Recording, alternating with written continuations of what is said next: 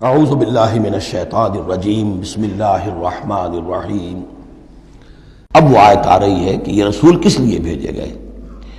رسلا مبشرین و منذرین، یہ رسول بھیجے گئے بشارت دینے والے بنا کر اور خبردار کرنے والے بنا کر، لئلا یکون للناس علی اللہ حجۃ بعد الرسل، تاکہ نہ رہ جائے لوگوں کے حق میں، للناس لام نوٹ کیجئے، علی اللہ اللہ کے مقابلے میں کوئی حجت کوئی دلیل رسولوں کے آنے کے بعد، وکان اللہ عزیزا حکیما، اور اللہ تعالیٰ زبردست ہے لیکن ساتھ ہی حکمت والا ہے۔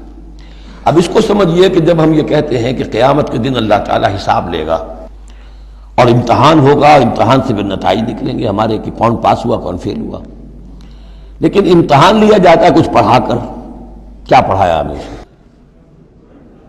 جانچا جاتا ہے کسی کو کچھ دے کر، کسی بچے کو آپ دیجئے 10 روپے، پھر آپ دیکھیے اس کا میلان تباہ کیا ہے، ٹافی کی دکان کی طرف بھاگتا ہے یا کوئی کسی کتابوں کی دکان کی طرف بھاگتا ہے، پتہ چل جائے گا اس کا کیا، اس کا رجحان کیا ہے۔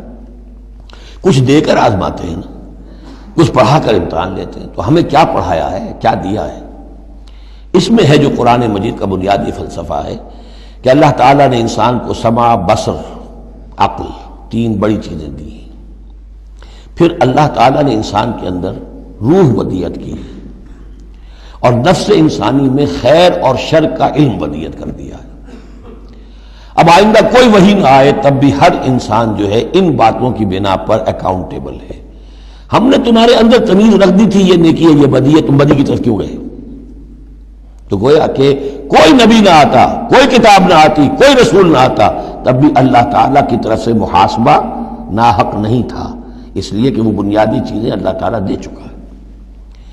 البتہ اتمام حجت کرتا ہے اللہ۔ اب یہ نوٹ کیجئے، حجت کیا ہے؟ حجت تو عقل ہے جو اللہ کو نے ہمیں دے رکھی ہے۔ ان السمع والبصر والفؤاد کل اولئک کان عنہ مسئولا، اس کی بنیاد پر مسئولیت ہے۔ اور یہ کہ نفس ونفس وما سواها فالہمها فجورها وتقواها، اس کے اندر نیکی اور بدی کی تمیز ودیت کر دی ہے، پھر تمہیں روح پھونکی ہے۔ ان سب چیزوں کی بنا پر تم اکاؤنٹیبل ہو، کوئی نبی آتا یا نہ آتا، یہ حجت اللہ کی تم پر قائم ہے۔ لیکن پھر بھی اللہ اتمام حجت کرنے کے لیے یہ اضافی شے ہے کہ اللہ نے تم ہی میں سے کچھ لوگوں کو چنا جو بڑے ہی اعلیٰ کردار کے لوگ تھے، تم جانتے تھے کہ یہ ہمارے ہاں کے بہترین لوگ ہیں، ان کے دامن کردار پر کوئی داغ دھبا نہیں ہے، ان کی سیرت و اخلاق تمہارے سامنے تھی کھلی کتاب کے مانند، ان کے پاس ہم نے اپنی وحی بھیجی، اور پھر تمہیں یہ کرو یہ نہ کرو یہ بھی بتا دیا۔ ایگزامینیشن میڈ ایزی بھی ہو گیا تمہارے لیے، اس امتحان کو ہم نے اتنا آسان کر دیا تاکہ اب کسی کے پاس کوئی عذر باقی نہ رہ جائے، کوئی جو ہے یہ پلیڈ نہ کر سکے کہ میں تو اگنورنس کے پلیڈ کرے کہ میں تو اگنورنٹ تھا، مجھے معلوم نہیں تھا۔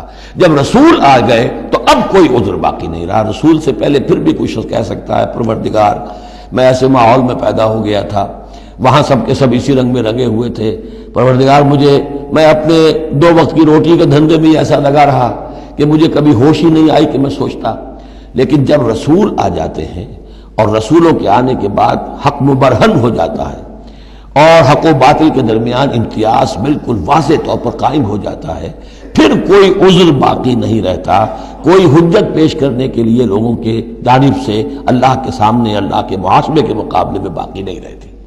تو یہ اتمام حجت ہے، اللہ کی طرف سے حجت کا اتمام۔ رسلا مبشرین، اور کر کیا سکتے ہیں رسول؟ نہ کسی کو زبردستی ہدایت پر لا سکتے ہیں، ظاہر بات ہے کسی کو گمراہ کرنا تو پیش نظر ہے ہی نہیں، لیکن کسی کو زبردستی ہدایت پہ نہیں لا سکتے۔ ہاں جن کے اپنے اندر کی یہ چیزیں جاگ جائیں گی، متوجہ ہو جائیں گے، اپنے باطن کی حقیقتوں کی طرف دیکھیں گے، اور پھر یہ کہ نبی کی بات سنیں گے، اس سے فائدہ اٹھائیں گے، سیدھے راستے پر چلیں گے، ان کے لیے مبشر ہوں گے، بشارت، فراح و ریحان و جنت نعیم۔ اور جو لوگ یہ ہے کہ اس کے بعد بھی اپنی غلط ہی راستوں پر چلتے رہیں گے، تعصب میں، ہٹ دھرمی میں، ضد میں، مفادات میں، چودراہٹوں کی وجہ سے، ان کو خبردار کریں گے کہ اب تمہارے لیے بدترین انجام جو ہے جہنم تیار ہے۔ تو رسولوں کا بنیادی فنکشن یہی ہے، تبشیر اور انذار، مبشرین و منذرین۔ کس لیے؟ لے اللہ یکونا، تاکہ نہ رہ جائے، للناس لوگوں کے پاس، لوگوں کے حق میں، اللہ اللہ کے مقابلے میں، یعنی اللہ کی حجت، اللہ کے محاسبے کے مقابلے میں، حجت، کوئی حجت، کوئی عذر، کوئی بہانہ باقی نہ رہے بعد الرسل، رسولوں کے آنے کے بعد۔ وکان اللہ عزیز حکیمہ، اللہ عزیز ہے، بغیر رسولوں کے بھی محاسبہ کرے، اختیار اس کا مطلق ہے، حکیم ہے، اس نے یہ نظام بنایا ہے اپنے محاسبہ اخروی کے لیے۔ اب اس میں البتہ ایک بات اور نوٹ کر دیجئے، یہ بڑی تفصیل سے میں نے یہ چیزیں لکھی ہوئی ہیں اپنی ایک کتاب میں، نبی اکرم صلی اللہ علیہ وسلم کا مقصد بعثت، کہ ایک بنیادی مقصد رسالت کا وہ تو یہ ہے، اور ایک تکمیلی مقصد ہے رسالت کا جو محمد الرسول اللہ پر جا کر کامل ہوا ہے صلی اللہ علیہ وسلم، وہ ہے لِیُظْہِرَهُ عَلَى الدِّینِ كُلِّهِ۔